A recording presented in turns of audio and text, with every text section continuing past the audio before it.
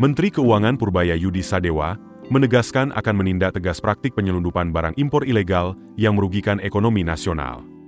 Ia memastikan penegakan hukum berlaku tanpa pandang bulu, termasuk bagi pelaku yang dilindungi orang berpengaruh.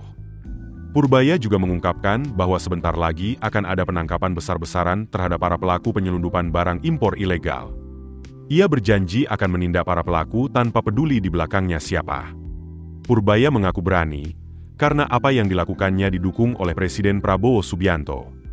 Purbaya menyebut penyelundupan marak di sektor tekstil, rokok, dan baja.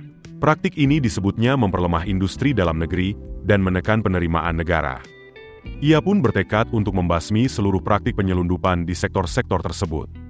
Setelah itu semua beres, perang melawan penyelundupan juga akan digencarkan ke sektor-sektor lainnya. Menurutnya, pemberantasan penyelundupan menjadi kunci untuk memperkuat rasio pajak dan menata kembali struktur industri di dalam negeri. Purbaya tak menampik, sebagian besar backing alias backing atau pelindung aktivitas rokok tanpa cukai justru berasal dari dalam instansi itu sendiri, yakni Direktorat Jenderal Bea dan Cukai. Itu sebabnya banyak penegakan hukum oleh Bea dan Cukai di lapangan belum berjalan optimal. Misalnya di sektor rokok, banyak operasi penertiban justru menyasar warung-warung kecil, sementara distributor besar atau cukong rokok ilegal tidak tersentuh hukum. Namun, menurut Purbaya, praktik semacam ini tidak selalu melibatkan pegawai Bea dan Cukai. Banyak juga mendapat perlindungan dari kalangan berkuasa, sehingga petugas Bea Cukai di lapangan enggan bertindak. Purbaya menegaskan tidak ada alasan untuk takut. Ia mengingatkan bawahannya untuk tetap menindak siapapun yang melanggar.